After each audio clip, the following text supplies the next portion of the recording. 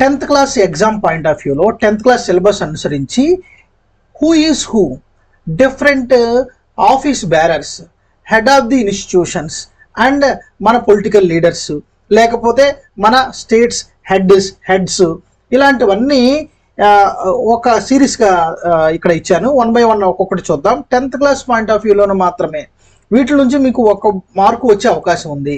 Who is హూలో చూసుకుంటే first UNO secretary general Antonio గటరస్.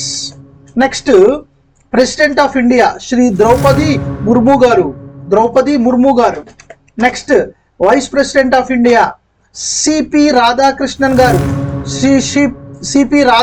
గారు. Prime minister of India and current NITI Aayog chairman garu Shri Narendra Modi గారు.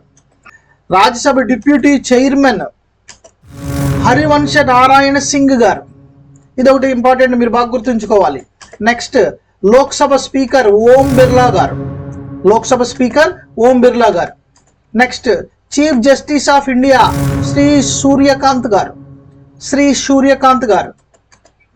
Next chief justice of Andhra Pradesh high court Dheeraj Singh Thakur గారు.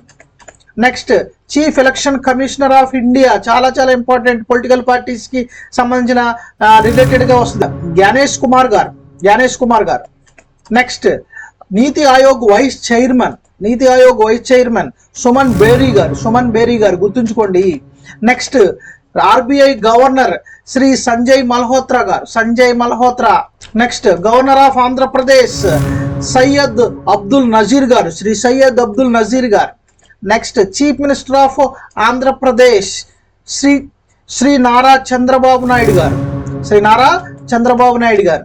Next deputy chief minister of Andhra Pradesh Shri K Pawan Kalyan garu. Next educational minister of Andhra Pradesh Shri Nara Lokesh garu. Next central education minister Dharmendra Pradhan.